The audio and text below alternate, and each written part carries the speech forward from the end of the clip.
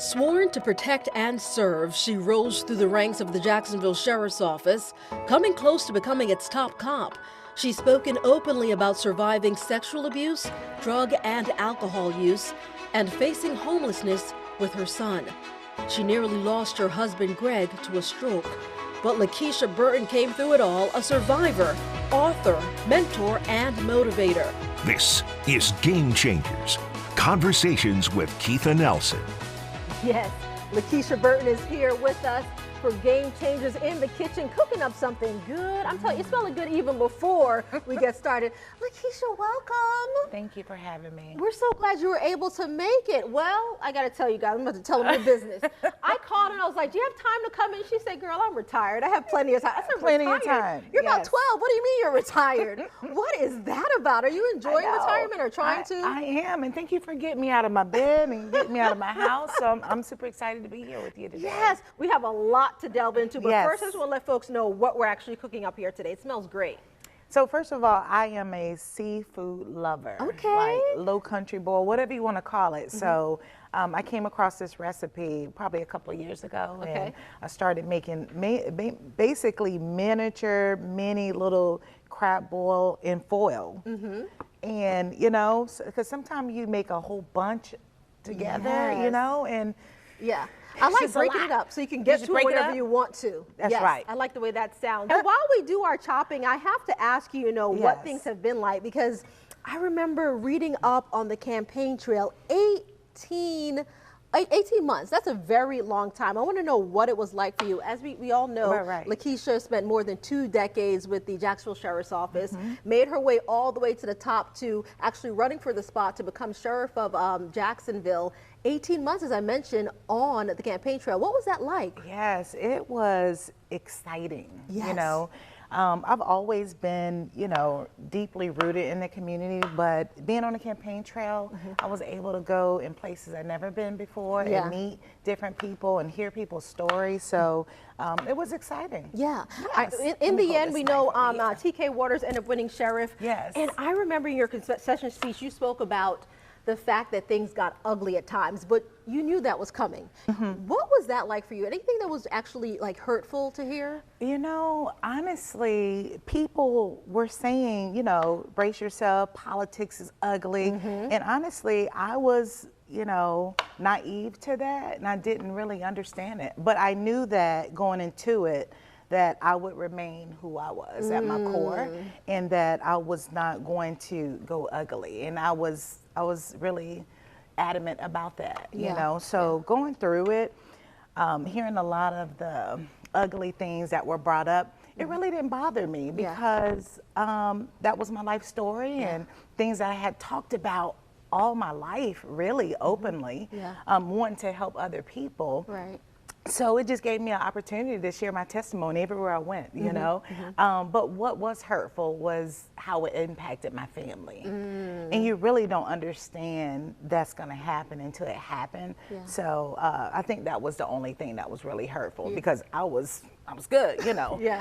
When God restores you and give you a second chance, you know, you just, you thrive off of that. And that's what I've always done. So I was like, okay, they can say this, they can say that. I've been open and honest about it, you know. So You have been very open and honest about your struggles. You mentioned sexual abuse from like the age of 11 to 14, surviving that. Yes. What do you want people to know about that time in your life? Yeah, just very, very dark time, you know. I obviously, because of that abuse, I developed very low self-esteem and became promiscuous. You know, I was depressed, I was angry, I was every emotion that you can imagine, of course. And as a result, I started looking for love in all the wrong places. You know, a lot of times that's what happens when you have low self-esteem and end up getting pregnant at 14 and had my baby at 15 years old. And and the abuse continued, and then I finally got up enough courage to tell, you know, and I told a friend who told her mother, and the police was called. And that was my first encounter with a police officer. Yes. And that kind of turned things around. You sent us a letter that I thought was so sweet, something that you wrote down many, many years ago, saying that what you wanted to become, that was an officer. Yes. You made it happen. Yeah, because of that encounter. Yes. It was Officer Victor A. Jefferson. She remembers the name. Oh, there's the letter right there. That's so sweet. What year was that written? That was, I think that was 1992. Oh, actually, wow. that letter is an assessment of a counselor. I was having counseling. I had a counselor, and she wanted to do an assessment of me. And as a teen, I always knew that I wanted to be a policewoman. Wow. Yeah. Wow, to make that happen as well. Not just policewoman, you know, you are no joke when it comes to community service. You make sure that you give back in a big way. You ran on that platform as well. Everyone who knows you knows that, right? Yeah. Even made it to the head of PAL, the first woman to do so, by the way. Yes. That was a full circle moment for you. It really was. It really was.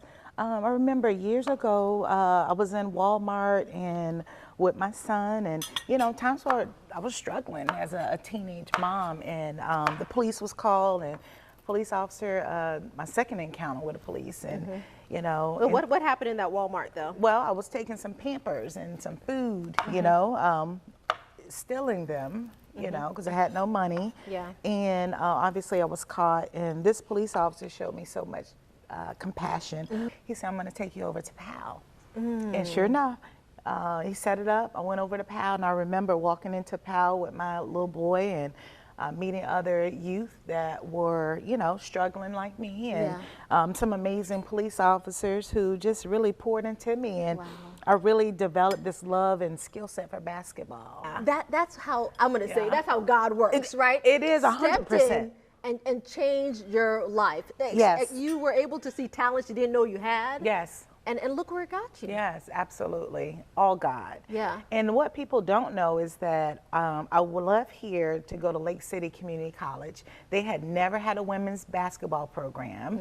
And so I was there when they started. It lasted 2 years. I was there 2 years, and they've never had it since. Oh. So I always say it was just for me. Look how that worked out. Yes. That is beautiful. So, and I left see. there and went to University of Central Florida. Yeah. Wow. Yeah. And again, I keep on saying, look at where you are now, retired and chilling to have a good old. It's nothing but God. But let's back up, because I think about. I often talk about in 1992, because mental health is so important. I had hit rock bottom. I was at a crossroad. I was ready to give up, and I was considering committing suicide. Wow. Because I felt like my life had no value. I hated myself, you know. And, you know, God stepped in and changed my life. And I remember going to a church revival here in Jacksonville at the Potter's House, Bishop McGough, and I walked in the church, and I tell people I walked in a victim and walked out a victor, and I was just on fire for God. And my life turned around, and I often tell young people that I was a turnaround student of Duval County. The school board here awarded me a car. I went from walking for miles to now driving in that car. So when I look back over my life, you know, there's no way I could not give back, right? So, you know, obviously went off to college, and I didn't even know I was gonna be able to go to college. My goal was just to graduate from high school. I didn't want to be a statistic, you know? So obviously I wasn't even thinking about college. So went to God. I had several offers, and I took the first one. It was important for me. I wanted to be coached by Coach Jerry Richardson. He was a phenomenal coach at UCF. Unfortunately, he died my senior year in college. At what point in your life were you homeless? Yeah, so that was around in 1991. It was just a couple nights. I had nowhere to go, and really I had burned so many bridges because I was angry, I was upset, and you know, found myself sleeping outside with my baby, you know, for 2 nights. It was in the winter months. And I tell you, it was probably the loneliest, darkest point of my life, you know. So, and I knew I needed to get help then, because I would wrap my baby up inside my big jacket that I had. And I was like, man, there's no life for him, you know. And he really inspired me to want to do better, because I wanted to be a good mom, you know. So you think you're 15 years old, you don't know nothing about a baby, right? So yeah, he was really why I really wanted to do better. I have to ask you to speak to the young lady who might be watching this, listening, in that same situation or Yeah. very similar. What do you say to her about what's on the other side? Yeah, I would just say, really, you know, people think it's a cliche a lot of times when you say just don't give up. It's the truth, right? And there's so many now resources available that I didn't know then, but thank God I had people that came through my path. But just to seek out help, you know, and take advantage of the resources, you know, because where you are, you know, then it won't last. You know, you have a decision, you know, and I'm so glad, you know, you either make the decision to stay in this rut or you decide, look, I'm going to fight out of this. Yes. Tell us about Tisha's hands. Yes, Tisha's hands. Well, look, my heart just started fluttering. So, I mean, how many people get to be born with a second person, identical twin, you know? Tisha got really sick when we were 1 and ended up having cerebral palsy, you know, so a lot of medical issues and with her condition, a lot of needs that she needed. So, you know, unfortunately she was adopted. So we were kind of separated when we were young. And I talk about the last time I had saw her was when I think we went to go visit her when I was like 4 or 5 or 6. And I knew that we were special, you know. She looked like me, but she was smaller and she didn't talk and she didn't walk. But I just knew, and I just looked at her. I was like, you're so beautiful. And I knew it was something special between us that my other siblings didn't have, you know. I did. And that day before I left her, I didn't even know that this would be my last day seeing her. I whispered in her ear and I said, I promise I am going to do everything that you can't do, and I'm going to live my lifetimes too for you. From that day forward, I didn't see her for years until I was 18 years old, and I began looking for her, and I found her. Okay. So I found her, and she knew exactly who I was, you know. So we were inseparable from then. And look, the doctors didn't think that she would live out of her teen years, but you know, she survived till we were 42. So she was just really my heart, you know, my heart. She never talked, she never walked, but I knew exactly what she was talking about to me. I was there by her side, begging her not to leave. She was fighting to stay. But this particular night, I knew that it was time, you know. I did. And I told her, I said, it's okay. I'll be okay. You said that to her? I did. And I watched her take her last breath, you know. And I was okay with that, you know, because, you know, I was selfish for a long time, but, you know, you don't want to see your loved ones in pain and suffering. And she was tired. You look so strong, and I'm ready to tear up over here. And she's when I last saw her when I was young, and I didn't see her for all those years, I had this like something was missing from me. I had this very deep void. So as soon as we made eye contact, when we found each other, it was gone. But then it came back. You know, when she left. And I knew nothing about grieving. You know, look at her. She's not even cutting onions. It's the onions. Gosh. Yeah, you know. Oh, gosh, I don't have a close-up of me. Get out of here. Do you need tissues? Got your glasses. I need tissue. I know. Oh, jeez. I know. So, I grieved very deeply. And my husband was so amazing. He said, Keisha, you got to get out of bed, you know, because I had her cremated, so I had her ashes. I was sleeping with the ashes, you know. I normally hold him, but I was holding on. I couldn't let go. And it was a progress. I had to, then her urn went to my table, you know, my nightstand. And I just I couldn't let go. And he said, Keisha, I feel like I lost both of you, you know. And I said, I don't know what to do. He said, all this stuff that you've been doing in this community all these years, he said, why don't you just put it underneath the umbrella of a nonprofit, and we'll do it in memory of her. And I was like, oh, thank you, Lord. Great to the rescue, right? He did. And girl, we didn't know nothing about how to do anything, but we Googled, he set up a website, he did all the paperwork. So one of the things that I do here locally and internationally, we adopted an orphanage in Jamaica.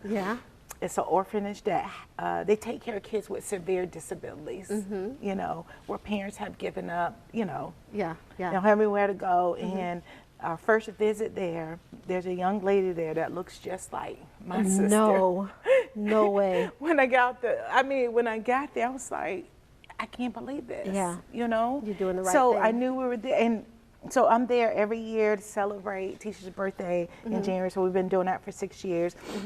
And of course, we do a scholarship in her name Yes. at Mount Hermon. That's where she graduated from. So, you know, a lot of families, they have so many needs, you know, so we're just able just to give a little love offering Yes. in memory of Tisha. Now that I'm really retired, I'm doing a little bit more, Right. you know, focus. So To be it's more very hands-on small. with it. I tell Yeah. people it's like a little mom and pop store, Right, right. It's a little, you know. A little makeshift doing a nonprofit. lot, though. That's right. Yeah, Greg is just like Superman. You ask me, He really the amount is. of things he's dealt with in his life. I'm gonna say serious Yes. blows, health Yes. issues. He's still standing. I want to go back to 2012, that first big scare. Tell us about that. Well, Greg has always been he's very in tune with his body. Yeah. And he's very disciplined. And he started having some pain in his sides and went to the doctor, and they diagnosed him with diverticulitis and gave him some medicine, didn't work. And I remember we went back to the doctor, and I could hear him telling the doctor, demanding, this didn't work, something's wrong with me, send me to get a colonoscopy. I was like, oh, baby. So, and sure enough, we did. Yeah. We went and got a colonoscopy, and I remember before he even was fully awake from the anesthesia, the doctor came in, Dr. Komar, he was amazing. He was like, I'm 100%, you know, he said 99% sure that he has colon cancer. Wow. And it's already going into his abdominal wall. Yeah. I was crying. I said, Greg, they say you have cancer. He was like, why are you crying? I said, because they say you got cancer. He was like, don't worry. He said, God's going to heal me. And I was like, oh, okay, yes. That's right, faith. My baby said I'm gonna be okay. We're supposed to be cooking. Hold on. Oh, We yeah, got me yeah, crying yes, in here yes. talking about Greg. Go ahead. So, you talk about incredible faith. Yes, yes. This man, he's been so faithful to God. He never worried. So it helped me not worry, Yes. you know, especially not in front of him. Right. Yeah, so, yeah, so we did that. And we think that he had his first stroke during that surgery. Oh, okay. Yeah, so, and you know, after you have a stroke, you're always susceptible to more strokes. But we found out that Greg had a PFO. And don't ask me to say those long medical terms. You don't have to, But 'cause it's we don't know. basically was born with a hole in his heart. Wow, and he had no idea. He had no idea. Okay. Back then, it was so controversial because the neurologist and the cardiologist, one was saying close it, the other one said no, it's too dangerous. So, you know, we were in limbo. Right. But after he had the second stroke, I said, you know, you're going to close it. Right. You know, so he had the surgery in 2015. Yeah. He had been fine all of these years. Wow. So when this happened in 2023, I tell you, it was a shocker. We're going to get to 2023 in just a bit, but first I want to go over briefly, because I know some Yes. folks watching like, wait a minute, what do I do is it? next? So what I do is I will pre-cook it a little bit, because when you put it in the oven, it'll finish cooking. Okay, you got know. it. So all this and is pre-cooked. It I want is, to make that clear. and- So what do we have? We have potatoes, crab meat. crab right? legs. Crab Those are legs. crab legs. Okay. I boil crab legs, and I Got it. cracked them open. An Just because I was egg. coming to see you. Thank you Yes. very much. Yes, I like eggs, shrimp, corn, some sausage. You want to cut up the sausage? Okay. So we can. Yes, I Yeah, will. yeah. Okay. We'll cut up the sausage, and then we'll cut up the egg. Okay. Some people like eggs. I like eggs and I crab do. I boil. love a good egg because it's seasoned well in there. Yes. Okay. So I'm going to cut these up here. And do you need a spoon, or are we just going to? I know we just grab them with our hands. It is what it is. Okay, here you go. Okay. Yes. Just for this here. And these are scallops? Yeah. Okay. Some scallops. Got a shrimp in here. Yeah. Let me get a corn. Crab meat. Okay, here. This looks like it's gonna be good. Okay, and then Egg, get your egg. get some, You need some potatoes sausage. over here. Yes. So I use the Creole season. Basically, Obey is always good. Okay. Let me open this. You can start sprinkling one, a little okay. garlic. It's too good, you think? How many of these? Yeah, that thing Okay. is good. See how this give it a little more flavor right here. I like this little butter right here. And since everything is pre-cooked, all we have to do is just put this in the oven for about 10 minutes or so, Yeah, right? just 10 minutes. And Wrap it then, up like this. Yep, I just do it just like this. oh, okay. I gotta watch and learn. Okay, I'll put it in there for you. And then we're gonna let this go in the oven for our 10 minutes. We're gonna ask our producer, Carolina, to give us a 10-minute heads up so we don't burn anything in there in the meantime. But I do want to get back to Greg because what happened to Greg really led to a lot of changes in your life, obviously life-changing changes. I want to talk about this in particular. You stepping away from the Deegan administration. We actually have a clip that really surprised a lot of people when this announcement was made. Let's take a quick look at that. Into our newsroom in the past half hour, Lakesha Burton is resigning as the City of Jacksonville's Director of Community Initiatives. Jacksonville Mayor Donna Deegan making the announcement about her resignation, Burton's resignation, in a news release tonight, saying that Burton is leaving to focus on the health of her husband. When that announcement was made, everyone was like, what happened to Greg? Because that job seemed like it was the perfect fit for you. Yes. And you chose for a while not to be public about what happened to him. I want to ask you about that. You know, this stroke was like no other. Like I said, we had experienced this. He had a couple of strokes back in between 2012 and 2015.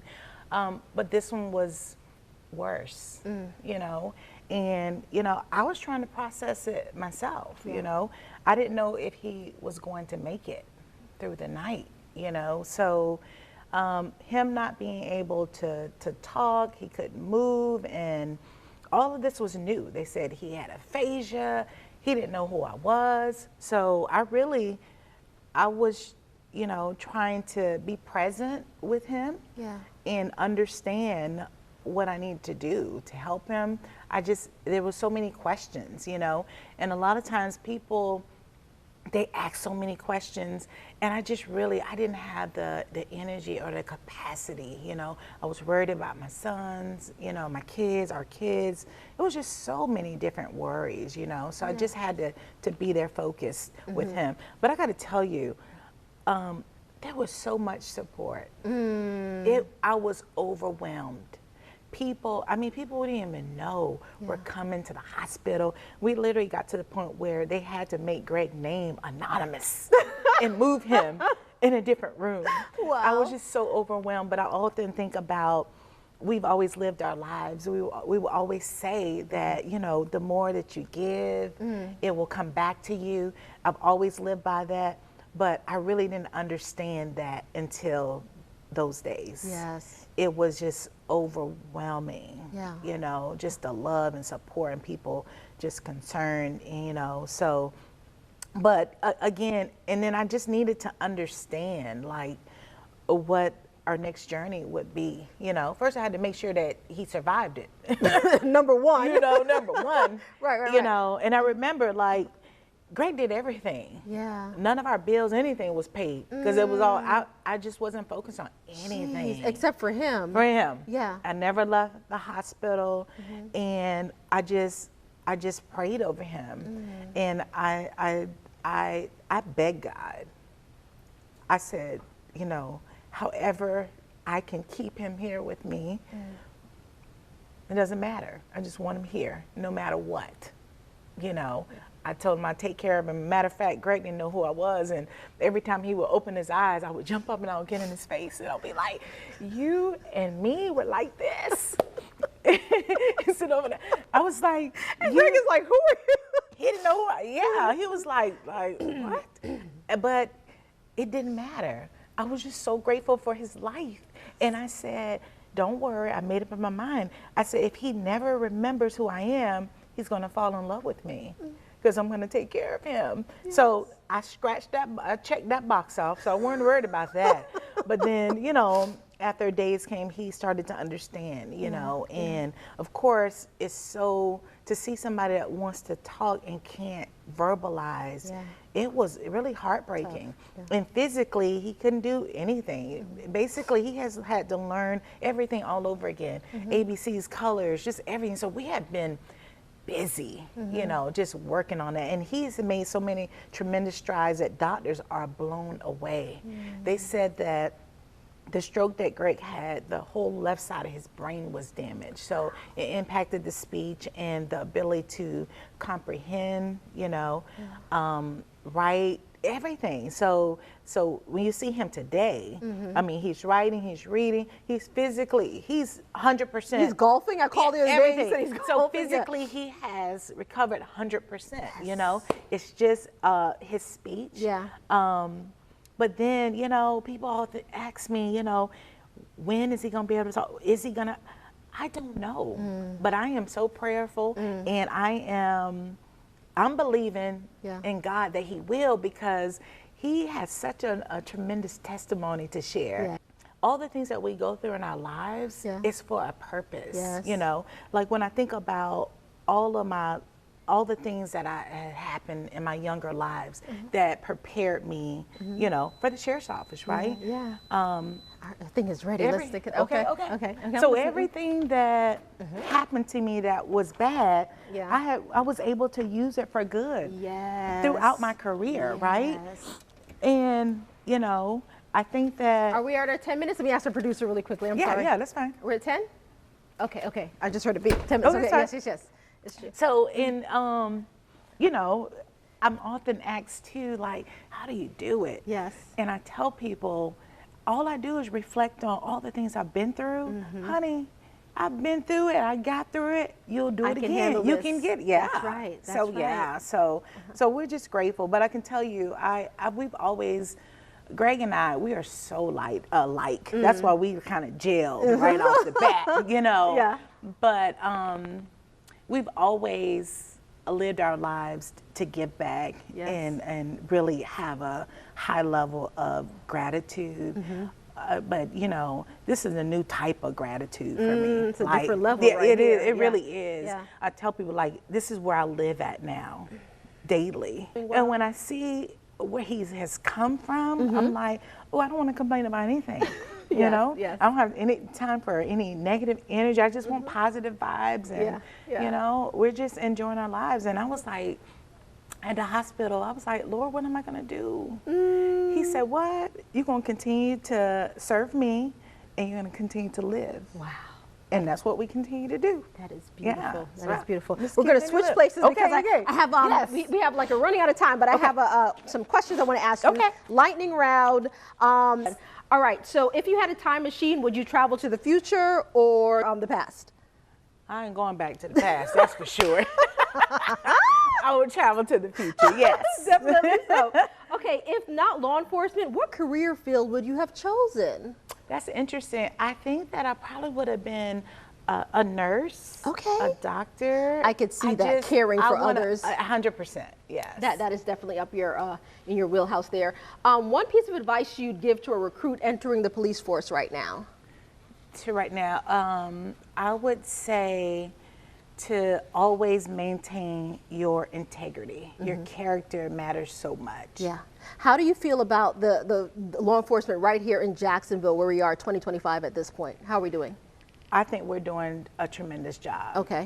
Shout out to TK Waters and our officers. I've always said we've had the best agency in the country. That hadn't changed, and the best officers. So we're very blessed to have the leadership that we have in the officers. Yes. Okay, I think we got through. Oh, your favorite musical artist of all time. If we play their song, you're dancing to it, or you're singing a song to it. What is it? We need to know. Oh my goodness, are you going to play it? No. Okay. We don't have to dance. We normally dance on the show, but not today. We don't have to. Oh man, so Rob Bass. It takes two. Oh wait, Remember that? No, help me. It takes two to make a thing go right. Oh, yeah. It takes two to make it out of sight. Okay, I do know that. Okay, that's a good one. I love that. That will get me hyped up. Okay, I don't know if do we have time? Is it ready? Because my producer, it's ready. Carolina, you think it's ready? Let's see. Let's open up our as long as the butter's melted. And I do want to know, we have Greg here today. Greg, can you join us? Let's see. We don't want to burn your hand. Here, you hold one of these. Ain't that hot. It's not that hot. Okay, she doesn't mind. Greg, do you want to taste test this with us? He's off camera. Do you want to come in? Yeah. He's like, I'm not interested. You're going to try to get him? Yeah. Oh, but she's going to add some more seasoning. Do that to make it look cute. Okay, we're going to make it look cute. Let's see. Okay, let me go. Greg comes in. Okay. Ooh, this does look good with this butter on here. She's gonna go get him. Come here, And I'm gonna give him a fork. And her grandson is here too. John is right off camera. Okay. Look at that. Look, you got the camera going to zoom Greg, I in call there? you Superman. You survived so much. Do you want to try some? You want to do the Yeah, let's see. Okay. Potato. Do the potato right here with this butter. Yes. It just looks good. Huh? That's it. That's good. Oh, that's right. Okay, very good. Okay, thank you. Lkesha, thank you for coming, Greg, too. We appreciate you. Thank you. Thank you so much.